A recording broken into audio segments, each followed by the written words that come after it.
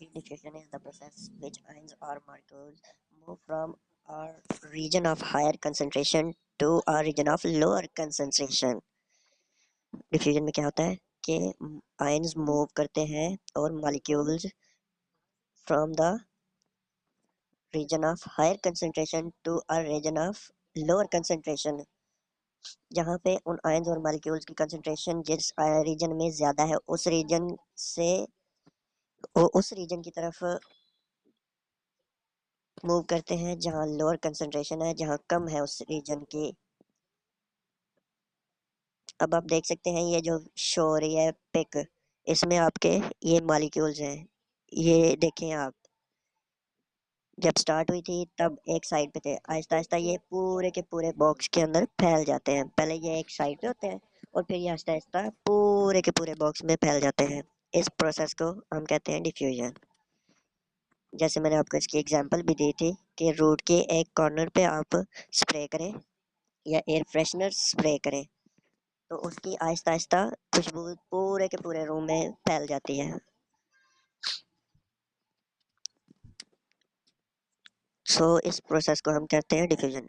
इसके बाद आ जाता है passive transport. Passive transport is the transport of ion और molecule across a cell membrane by diffusion. यानी कि डिफ्यूजन में सिंपल ये था कि वो मूव कर रहे थे। अब पैसिव ट्रांसपोर्ट में मॉलिक्यूल्स इसके अंदर से मूव कर रहे हैं, जिस सेल मेम्ब्रेन के molecules move from a region of high concentration to a region of lower concentration through semi permeable membrane, जिसको हम सेल मेम्ब्रेन।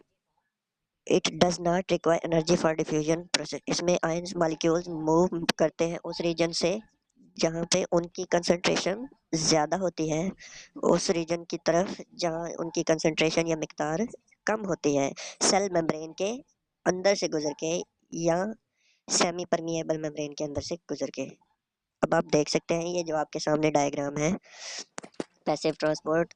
अब ये देखें, ये वाला जो पोर्शन है यहाँ पे मॉलिक्यूल ज़्यादा है और इस साइड पे कम है।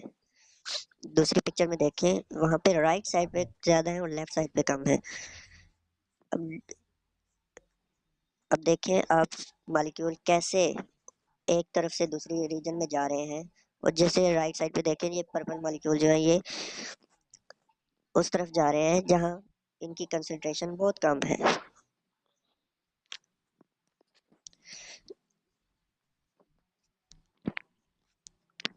आपने सिर्फ इतना याद रखना है, जहाँ पे पैसिव ट्रांसपोर्ट की मूवमेंट होती है हायर कंसंट्रेशन रीजन से lower concentration through semi permeable membrane और cell membrane, it does not require energy for diffusion process. बस आपने ये याद रखना है।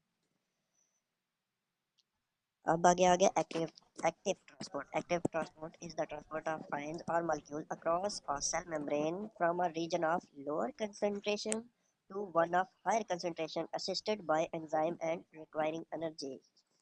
अब इसमें आप ये देखें, दो चीज़ों का डिफरेंस पड़ा है एक्टिव ट्रांसपोर्ट के अंदर। ज़रा गौर से देखें, एक चीज़ तो ये है कि इसमें आयंस और मॉलिक्यूल जो मूव करते हैं वो उस रीजन से मूव करते हैं जहाँ पे उनकी कंसंट्रेशन लो है, कम है। जबकि हमने पीछे जहाँ पढ़ा दोनों में, वहाँ पे मूव करते हैं मॉलिक्यूल जहाँ पे higher concentration to lower concentration. लेकिन एक्टिव ट्रांसपोर्ट में पहला ही डिफरेंस ये आ गया कि ये कम इलाके से ज़्यादा इलाके की तरफ कंसंट्रेशन कर मूवमेंट करते हैं। एक बात ये थोड़ा ऑपोजिट डिफरेंस है। और दूसरा जो है that is assisted by enzyme and requiring energy, यानी कि एक्टिव ट्रांसपोर्ट को होने के लिए एनर्जी भी रिक्वायर्ड होती है, जबकि पैसिव में एनर्जी रिक्वायर्ड नहीं होती। ये डिफरेंस आगे दो चीज़ों का, एक तो ये कि आयंस और मॉलिक्यूल्स मूव करते हैं लोअर टू हायर, और पैसिव में एनर्जी की कोई रिक्वायरिंग नहीं होती और एक्टिव में एनर्जी रिक्वायरिंग होती है। ये आपने याद रखना है बस।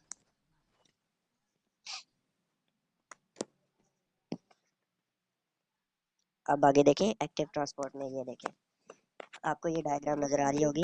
ये जो बड़ी मॉलिक्यूल्स हैं ये दोनों डायग्राम में उस तरफ से आए रहे हैं जहाँ पे कम कंसंट्रेशन है, लोअर कंसंट्रेशन है, टू हायर कंसंट्रेशन, जहाँ पे ज्यादा कंसंट्रेशन है। अब ये मॉलिक्यूल को देखें, इनकी कंसंट्रेशन कम है और इसकी ज्यादा है, लेकिन ये मूव कर रहे हैं lower to higher ATP. ATP एक करेंसी होती है जो हमारी बॉडी को यूटिलाइज कर रही होती है कोई भी प्रोसेस करने के लिए। हमारी बॉडी कोई भी प्रोसेस, कोई भी कोई भी एनर्जी यूटिलाइज करने के लिए एटीपी यूटिलाइज कर रही होती है, एटीपी इस्तेमाल हो रहा है।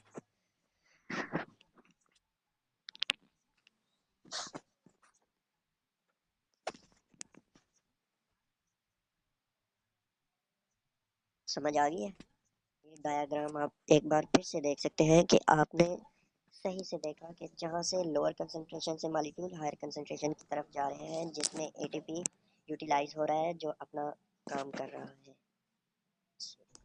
अब आगे आ गया ऑस्मोसिस। What is osmosis? अब इसमें आप एक चीज़ का और फर्क देखें। इसमें फर्क क्या है? उसमें हमने पढ़ा था कि मूवमेंट हो रही है मॉलिक्यूल और आयंस की, लेकिन इसमें उसमें इसमें स्पेसिफाई कर दिया है कि मूवमेंट होगी सॉल्वेंट सॉल्वेंट की। जब भी हम पढ़ते हैं कि तीन चीज़ें पढ़ते हैं लिक्विड में, जैसे सल्यूट है, सॉल्वेंट है और सोल्यूशन है। ठीक हो गया? सल्यूट, सल्यूट जिसको हम उर्दू में मुनहल कहते हैं, सॉल्वेंट जिसको मुहल्लल कहते हैं, और जिस सोल्यूशन सॉल्वेंट, यार सल्यूट कहते हैं मुनहल को, सॉल्वेंट मुहल्लल को, सोल्यूशन महलूल को कहते हैं। एक बात, जो सल्यूट होता क्या है? सल्यूट क्या चीज़ होती है? सल्यूट वो चीज़ है जिसको हल किया जाता है, जैसे चीनी है, नमक है। सॉल्वेंट क्या होता है? सॉल्वेंट जिसके अंदर हल किया जाता है, जैसे पानी है, पानी सॉल्वेंट होगा। पानी के हम चीनी को हल कर रहे हैं, पानी के अंदर हम नमक को हल कर रहे हैं, जिसके अंदर हल किया जाता है उसको हम सॉल्वेंट कहते हैं। और जो आगे आ जाता है सॉल्यूशन। सॉल्वेंट और सल्यूट दोनों चीज़ें आपस में मिलकर सॉल्यूशन बना देती हैं। क्या चीज़ बोली? सल्यूट और सॉल्वेंट दोनों चीज़ें मिलकर सॉल्यूशन बना देती हैं। ये बेसिक कंसेप्ट है। सॉल्वेंट क्या होता है, सल्यूट क्या होता है, सॉल्यूशन क्या होता है? The process by which a solvent pass from a solution of lower solute concentration to a solution of higher solute concentration to a semi permeable membrane। अब इसमें आपको फर्क नजर आ रहा होगा किस चीज़ का? Solvent, solute, solution. और बाकी सारी चीज़ें वैसी ही हैं। हायर लोअर जो है ना, वो एक्टिव ट्रांसपोर्ट की तरह ही है। ठीक है? ऑस्मोसिस का बता रहा था कि the process by which a solvent pass from a solution of lower solute concentration, यानी कि ये उस सॉल्यूशन के अंदर से पास करेगा किस सॉल्यूशन की तरफ? Higher solution solute concentration through a semi permeable membrane.